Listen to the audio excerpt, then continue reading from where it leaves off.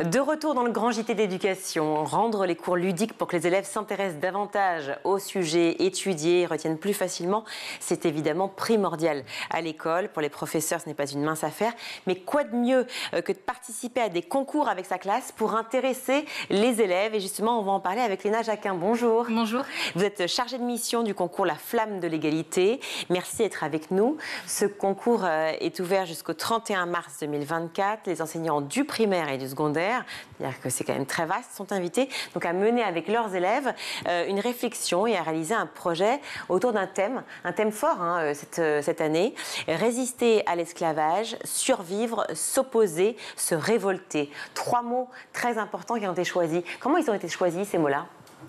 Alors, en fait, donc, ce concours, il est donc thématisé avec une thématique qui change tous les 2 ans.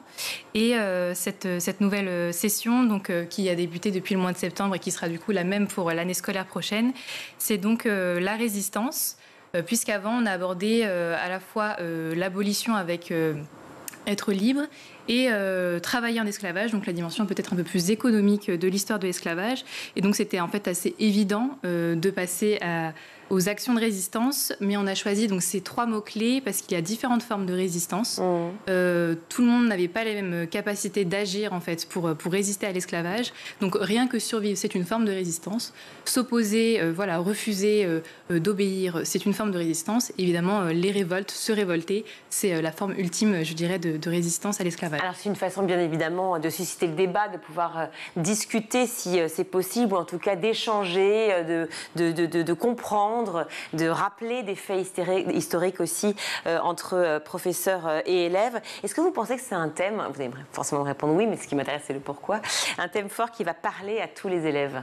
Parce que c'est primaire et secondaire quand même. Oui, bien sûr. Je pense que en effet, c'est un thème qui parlera à tout le monde. Disons que le combat pour la liberté, c'est quelque chose qui parle à tout le monde, et je pense en particulier aux jeunes générations. En tout cas, c'est important d'enseigner cette histoire de l'esclavage et comment on a réussi à mener l'abolition de l'esclavage, que ce soit les combats abolitionnistes de l'Hexagone ou donc les résistances par les personnes mises en esclavage elles-mêmes. Et donc le combat de la liberté qui figure dans les valeurs de la République, c'est quelque chose qui s'inscrit à la fois dans les programmes d'histoire-géographie évidemment, mais aussi dans l'éducation morale et civique qui existe dès le premier degré. Et donc forcément c'est constitutif de notre nation. Donc je pense qu'en effet résister à l'esclavage, c'est résister à toute forme de discrimination. Donc à mon avis c'est encore très actuel, donc ça parle à tout le monde. Peut-être que dans le primaire, effectivement dans les petites classes, il s'agit plus d'évoquer effectivement l'idée de liberté. Qu'est-ce qu'être libre, l'égalité évidemment et la fraternité qui sont constitutives de notre République française, mais surtout de parler effectivement de cette idée de liberté pour petit à petit aborder aussi, grâce j'imagine aux professeurs d'histoire-géographie et de MC, évidemment ce thème très important et qui sont des faits historiques de l'esclavage. C'est quand vous allez rencontrer effectivement ces élèves-là, comment se passe ce concours ?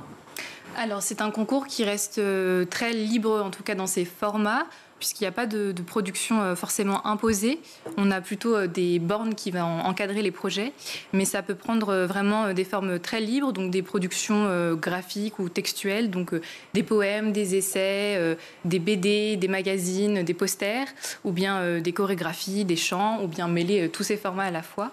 Et les élèves abordent vraiment le sujet de la façon avec laquelle ils sont le plus à l'aise. Donc ça peut être une expression corporelle à travers de la danse, ça peut être quelque chose de beaucoup plus terre-à-terre avec des discours ou même des sortes d'exposés imagés, on va dire.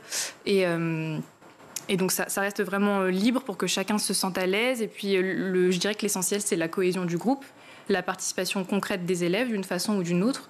Donc on reste assez libre sur les productions soumises du moment qu'elles font moins de 4 minutes pour les productions audio et vidéo et moins de 20 pages pour les productions textuelles et graphiques, puisqu'après il y a un jury qui évalue ces productions avec un temps un peu limité. Alors forcément, qui compose le jury ? Alors, on a 2 échelles de jury. D'abord, les jurys académiques qui vont regarder donc, ces projets dans un premier temps au mois d'avril-mai, puisque donc, le concours se clôture fin mars. Ces jurys, ils sont composés en général du référent mémoire et citoyenneté de l'éducation nationale, qui compose ensuite son propre jury. Alors nous, la Ligue de l'enseignement qui coordonne le dispositif, on leur suggère un certain nombre de personnes. Donc ça va être soit des personnes qui sont membres de nos institutions partenaires, donc d'un certain nombre de ministères, de la Fondation pour la mémoire de l'esclavage ou de la DILCRA. Et on leur propose aussi certains profils d'universitaires qui connaissent très bien la question, que ce soit des universitaires qui étudient le champ français ou le champ étranger, le champ notamment américain qui a beaucoup de contenu. Et ensuite, après ce jury académique, on a un second jury, le jury national, qui va évaluer les projets qui ont été primés à cette échelle académique. Et ce jury national, il est à la fois composé donc de membres de nos institutions partenaires et d'un certain nombre de professeurs, puisqu'on a insisté pour qu'il y ait quand même des professeurs dans le jury national, puisqu'on sait qu'ils sont au contact direct des élèves et qui connaissent un peu les démarches en fait, qui sont approchées à travers les concours scolaires.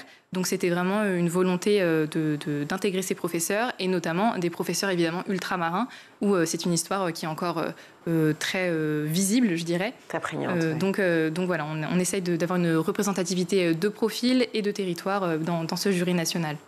De quelle manière, justement, tous les participants arrivent à rendre l'esclavage, je dirais, moderne, c'est-à-dire à le faire résonner avec ce que nous vivons aujourd'hui, puisque en Europe, il n'y a plus d'esclavage depuis un certain nombre d'années, et donc peut-être que les jeunes se sentent un petit peu lointains de ce sujet-là, alors qu'il est central, bien évidemment. Comment vous arrivez à le rendre palpable et pas avec cette distance du « oh, de toute façon, ça ne nous touche pas ». Alors, disons qu'à la base, donc, le concours, il a été créé donc, en prescription de la loi Taubira du 10 mai 2001, dont l'article 2 préconise de renforcer les programmes scolaires sur l'enseignement donc, de l'esclavage colonial. Mais c'est plus vraiment borné à cette période, en tout cas. C'est une porte d'entrée évidente pour notre histoire nationale, l'esclavage colonial, mais on peut tout à fait parler de l'esclavage qu'il date de l'Antiquité ou qu'il soit moderne ailleurs dans le monde.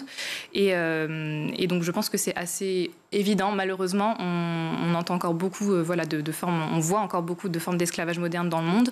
Donc les élèves vont un peu d'eux-mêmes faire des parallèles entre l'esclavage colonial de l'Empire français et l'esclavage contemporain. Et puis, ils peuvent aussi librement remonter jusqu'à l'Antiquité. Mais disons que voilà, c'est des parallèles qui sont faits assez facilement. Et puis ensuite, je dirais, des nouvelles sociétés qui sont nées, puisque nos sociétés contemporaines de tous les continents ont des formes héritées qui sont directement en lien avec le déplacement de ces populations qui ont été mises en esclavage. Donc voilà, des héritages culturels très, très riches, des langues, de la gastronomie, des danses, des techniques, voilà, des choses qui sont encore très, très actuelles et qu'on vit et qu'on aperçoit tous les jours en fait. Quand on parle d'esclavage, certains enfants, élèves, peu importe l'âge, mais peuvent se dire qu'effectivement ils connaissent ces faits d'histoire, cette réalité aussi encore aujourd'hui, ou peut-être effectivement, comme vous le disiez, c'est un peu plus évasif. Si par exemple une classe, un établissement voudrait participer au concours, mais que d'autres ne le souhaitent pas, est-ce que c'est possible? Oui, bien sûr. Il n'y a pas de nombre limité d'élèves, donc ça peut être des groupes de 10 élèves, même 2 élèves, ça fait un groupe, jusqu'à une classe entière. Ça peut être aussi plusieurs classes. Il peut y avoir des projets interniveaux, interclasses ou même interacadémies à grande échelle. Donc c'est vraiment sur la base du volontariat. C'est pas du tout une classe entière qui est obligée de participer. C'est le professeur qui propose à sa classe et puis ceux qui sont intéressés participent. Il n'y a pas de souci. Et puis on peut. Ils sont nombreux. Oui, bien sûr, évidemment. C'est l'objectif.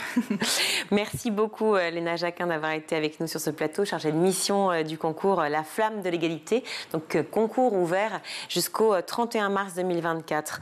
Il suffit d'aller sur le site du ministère de l'Éducation. Oui, ou bien le concours a son propre site internet. Donc en tapant La Flamme de l'égalité, vous retrouverez toutes nos actualités et toutes les ressources qui peuvent vous accompagner dans vos projets. Merci beaucoup. Merci Léna. C'est à vous, cher Loïc.